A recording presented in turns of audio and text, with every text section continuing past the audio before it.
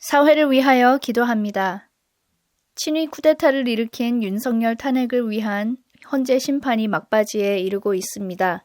반란 세력들이 사전의 계엄을 얼마나 철저히 준비했으며 얼마나 끔찍한 일들을 계획했었는지 계속해서 밝혀지고 있습니다.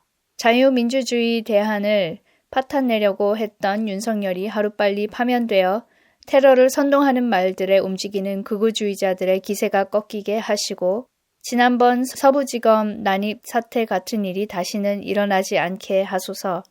기독교의 이름으로 광주까지 가서 계엄이 정당했다고 시위하는 자들이 사회에 혐오와 폭력을 부추기고 있습니다.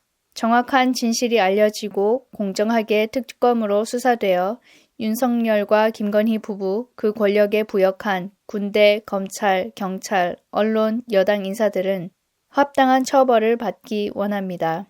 헌법을 파괴하고 자유민주주의 대한민국을 왕정 독재로 되돌리려는 시도를 더 이상 꿈도 꾸지 않도록 하소서. 교회를 위하여 기도합니다. 어제 광주 금남로에서 기독교 단체로 알려진 세이브 코리아 주최로 윤석열 탄핵 반대 집회가 열렸습니다. 지난해 12.7 연합예배 집회를 리더했던 몇몇 목회자들이 주축이 된 극우 개신교 단체입니다. 복음을 훼손시키며 오염시키는 종교 지도자들로 인해 5.18 민주화 운동의 심장에서 광주 시민들을 향해 폭력적이고 테러 성격의 집회를 열었습니다. 이것은 광주 시민을 모독하는 행위이며 5.18 민주묘지에 잠들어 있는 절반의 그리스도인들을 향한 모독이기도 합니다. 자신의 이익을 위해 하나님의 이름을 빙자하는 것은 여호와의 이름을 망령되게 하는 것입니다.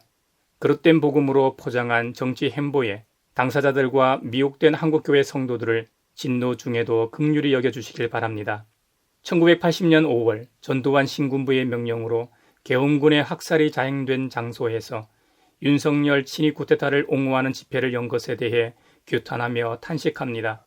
교회와 복음은 아픔과 슬픔을 위로하고 보듬어 안아야 하는데 이런 비상식적인 행동은 용서받을 수 없고 공의와 정의의 하나님 앞에서도 큰 악을 행한 것입니다.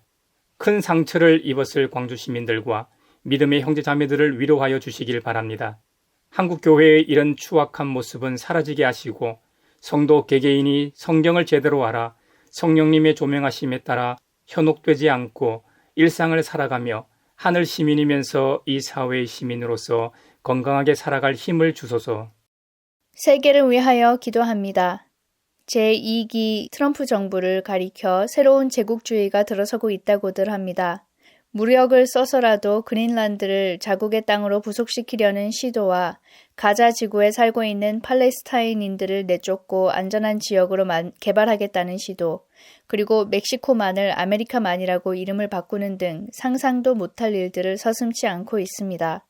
최근 미국 부통령은 유럽연합 연설에서 유럽과 특히 독일은 극우 신나치 포퓰리스트 정당도 정당으로 받아들여야 미국이 파트너가 될 수 있다고 했습니다. 독일 나치에 의해 세계 2차 대전을 겪은 유럽은 경악했다고 합니다. 미국은 민주주의의 이름으로 모든 의견, 특히 극우의 의견도 수용해야 한다고 하지만 다른 사람의 존재까지 부정하고 말살하려는 정치 이념을 받아들이는 것이 민주주의라고 할 수 없습니다.